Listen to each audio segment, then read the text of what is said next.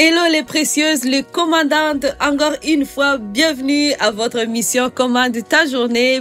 Bonjour, si c'est le matin chez vous, peut-être ce n'est pas le matin et vous êtes quand même en train de nous suivre à 16 heures, eh bien vous aussi vous êtes les bienvenus. Alléluia. Merci Jésus. Nous te bénissons pour ce moment que nous allons passer ensemble. Voilà, parce qu'aujourd'hui, nous sommes en train de parler de la différence. Tu dois être différente. Tu ne dois pas te conformer au siècle présent, mais tu es là pour représenter justement d'où tu viens, qui est le royaume des dieux. Tu portes des traits spéciaux que Dieu a mis en toi et tu dois te démarquer grâce à ces traits spéciaux. Et tu as aussi compris que tu dois commander ta journée. Tu ne peux pas être à la merci du hasard. Alors, vraiment, bienvenue. Et si tu ne commandes pas ta journée, quelqu'un d'autre le fera à ta place et tu ne vas pas aimer le résultat. Commande ta journée. Commence tout de suite avec Merveille Maliro Kaliki.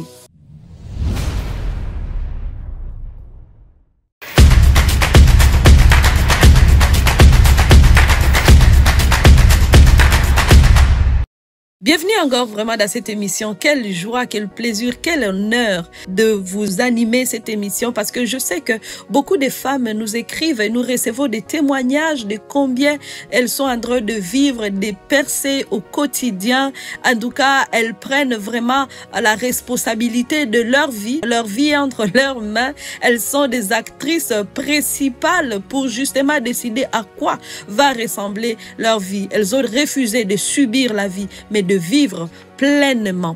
Aujourd'hui, on va parler de la différence dans le sens où notre percée est dans les actions différentes que nous allons prendre.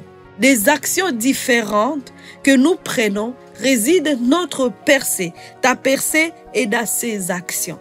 Donc, si tu n'es pas en train de faire des actions qui sont différentes de tout le monde, en tout cas, ça va être difficile de vivre des grandes percées. Parce que tu vas être remarqué par ce que tu vas faire. Et qu'est-ce que tu vas faire qui est en train de te distinguer des autres? Es-tu en train de faire comme tout le monde? Ou es-tu en train de faire comme Dieu veut que tu fasses?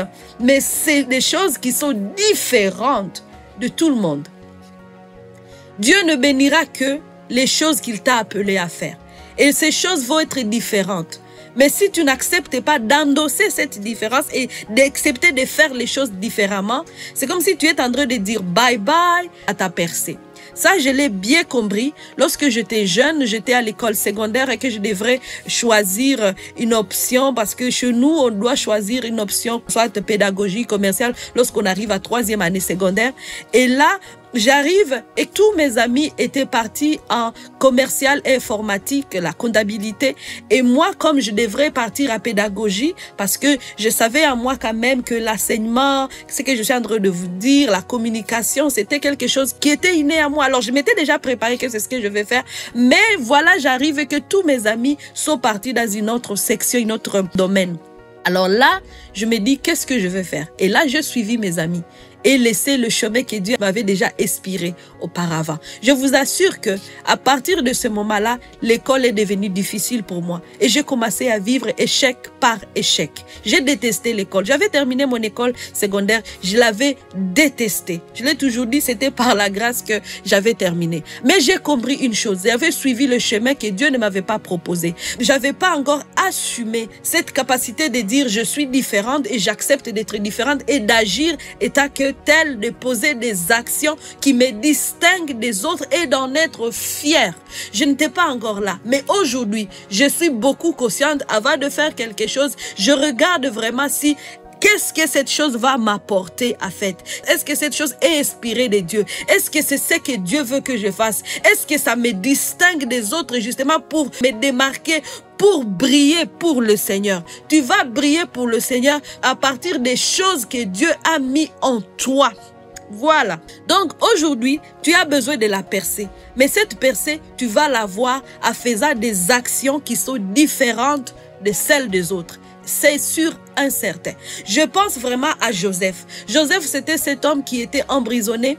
Et un jour, on sait tous que Joseph avait un don d'interprétation des rêves. C'est ce qu'il faisait. Il savait faire ça. Il exerçait ces dons-là dans la prison et partout où il était. Il n'a pas caché ses dons. Il a assumé ces dons-là. Il l'a mis à la lumière de tous. Et il a été connu par cela. Le jour que le roi avait besoin d'une interprétation et que l'entourage du roi n'était pas capable d'interpréter ce rêve, on a fait appel à Joseph. Quelqu'un qui était avec lui dans la prison, mais qui était déjà libéré, a pensé à Joseph, a dit, je connais un homme qui est capable d'interpréter des rêves. Ce jour-là, on est allé chercher Joseph. On n'est pas allé chercher Joseph parce que c'était le temps de le libérer. Eh bien non. On est allé chercher Joseph à cause des actions différentes qu'il posait. Et l'action différente qu'il posait, parmi d'autres actions, au milieu des autres prisonniers, c'était l'interprétation de rêves. On viendra te chercher pour quelque chose qui est différent. Parce que le monde est plein de talents. Beaucoup de gens savent faire trop de choses. Je peux te poser la question, qu'est-ce qui te distingue? Qu'est-ce qui te démarque aujourd'hui au milieu de 100 personnes?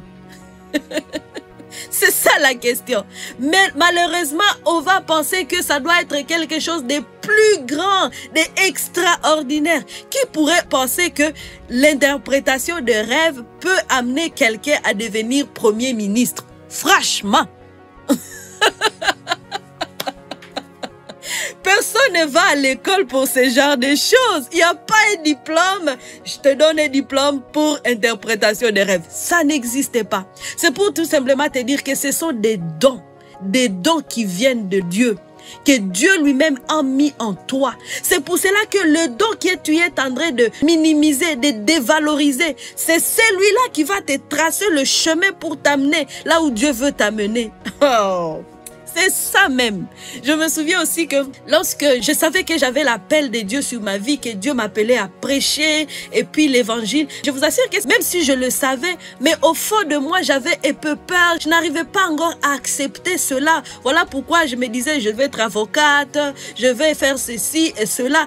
Parce que j'avais justement peur de la pauvreté. Je disais que les pasteurs sont pauvres, des choses comme ça. Et puis ça m'effrayait. Je me disais, ouh, comment est-ce que je vais vivre? Donc, Seigneur Dieu, je vais prêcher la parole, mais en faisant aussi d'autres petits boulots, je dois avoir un diplôme. Mais Dieu m'a fait comprendre que merveille là. Tu ne vas pas aller comme ça. Voici le chemin que je te dois tracer. Si je veux t'amener là où tu dois être, à ce grand niveau où tu rêves d'être, c'est par ça que tu vas passer. Et lorsque j'ai compris ça, je me suis tranquillisée. Parce qu'en essayant de faire d'autres choses, ça n'a pas fonctionné. Personne ne m'a démarqué d'autre chose. Personne ne m'a démarqué. Si j'essaie de faire, personne ne me démarquera de ça. Mais aujourd'hui, tu es en train de me regarder justement parce que je suis en train de faire ce que Dieu m'appelle à faire. Donc, si je peux briller, je vais briller au travers de ce que Dieu m'appelle à faire. Les honneurs que j'ai eus, les faveurs que j'ai eues, ce n'est pas venu au travers d'autres choses. C'est grâce à ce que je suis en train de faire à ce moment, vous apportez cette bonne nouvelle, vous vous encouragez en tant que femme, vous relevez en accomplissant la mission que Dieu m'appelle à accomplir.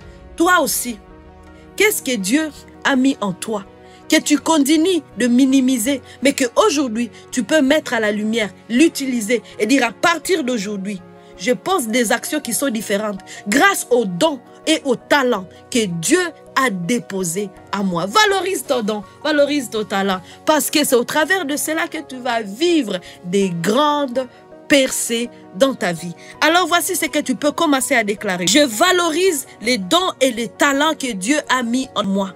Je les valorise, je brille grâce à ces dons et ces talents, parce qu'ils viennent de Dieu.